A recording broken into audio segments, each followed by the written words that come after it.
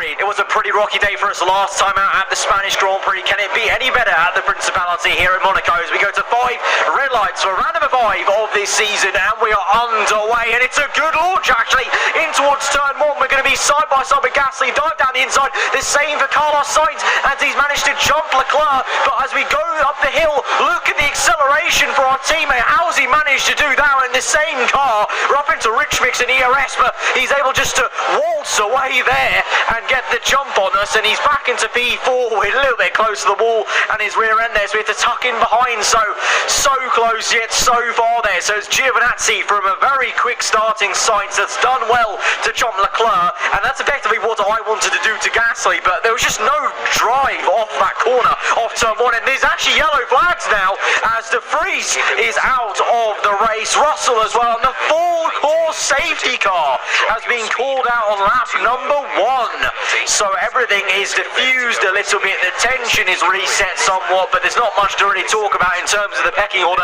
because nothing's really going to change. No one can do anything clever on the strategy under the safety car, so we cut all the way to lap number 3 then, and the safety car's coming in. We're ready to go to green, and we're going to have now a bit of a tricky afternoon really, trying to get past this man ahead of us and try and make any sort of moves further up the road. I don't know how quick these Ferraris are, it's hard to tell from that one brief lap we got, but here we are then, green flags, and Gasly caught napping there. We had a little bit of a nip in his heels basically as we went through Rascat, and maybe put him off a little bit because he just didn't really accelerate off that final corner, so there's already a massive gap then relative to everyone else from Gasly to Leclerc, and so Gasly looking a little bit vulnerable, I can't lie. On lap number 5 it's the same sort of case. We're looking very quick in sector 2, flying through that portion of the swimming pool section into Rascat, a little bit of a lock up here and there, but dancing the car around, having a little half-hearted look, but in the end just didn't have the space to work with, and then on the exit we get so much wheel spin. Even in 4th to 5th gear the wheels were spinning up, you could audibly hear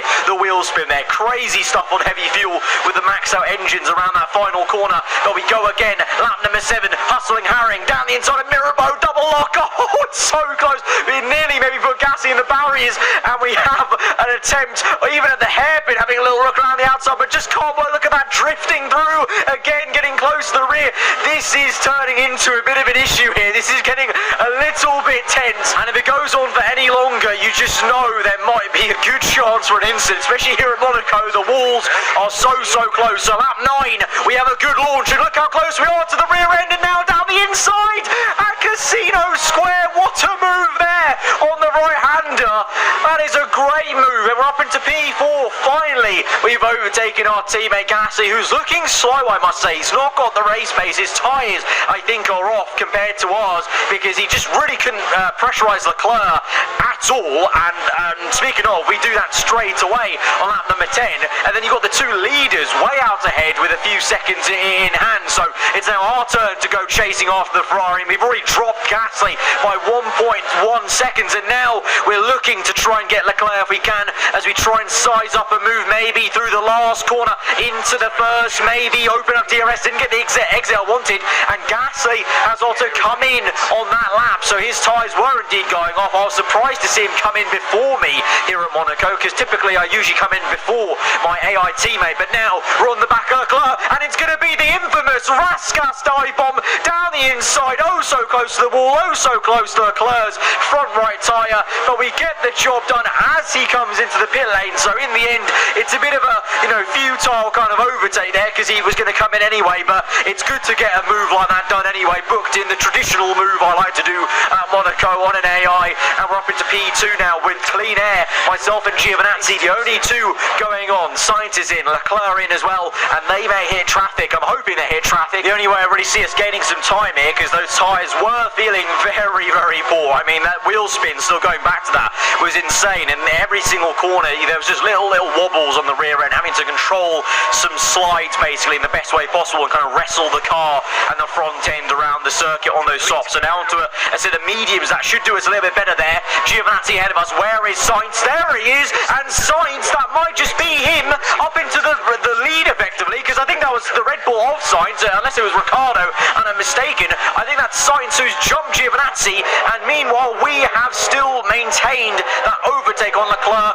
and Gasly, which is good to see. But there you go, the Spaniard is ahead, so he will effectively inherit the race lead once everyone makes their pit stops. Of course, now there's a bit of traffic to contend with, because all these guys ahead of us are yet to come in. They started the mediums, they're going longer, but the order now is Sainz from Giovinazzi, myself, Gasly, who's also jumped Leclerc, so Gasly's done the undercut on Leclerc at his home race. He's really struggling versus his teammate and the rest of us, and Sainz there with a very nice overtake in the tunnel to go down the inside the Alfa Romeo car. But we have to try and get past this traffic before they come into the pits, and whilst we're struggling with that traffic, the man in the lead on the road at the moment is Lance Stroll, and he's followed by a very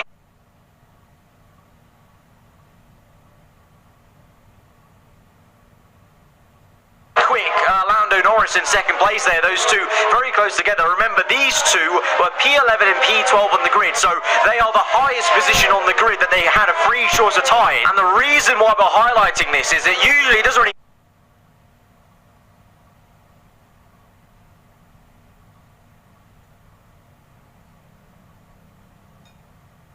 matter too much in Monaco. The faster cars will make their way through, even with the kind of track position here. But the thing is, with this traffic that you're seeing right here, the Alpine, the AlphaTauri being so much slower,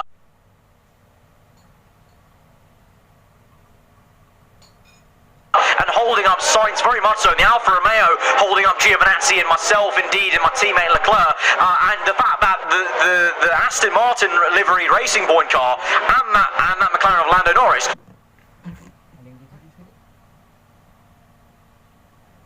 those two, you know, if we've seen the previous races, they're quick cars. So the issue is that they're actually genuinely maybe quick enough, and we're going slow enough in this traffic that they might be a contender. They